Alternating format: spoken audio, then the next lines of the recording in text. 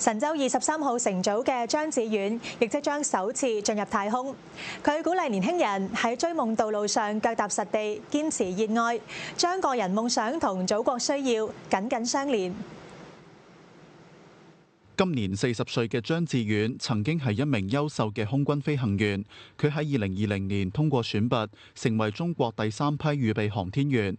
之後經歷咗200幾項課目嘅考驗，佢不斷向前輩請教，梳理總結經驗，提升執行任務嘅能力。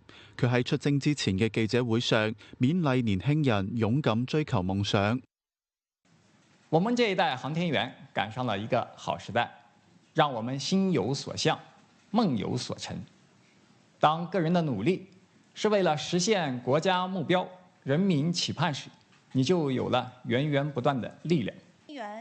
張志遠表示，自己曾經喺家鄉同千千萬萬人一齊仰望星空，見證神舟5號飛天，而佢亦都即將同隊友一齊奔赴太空。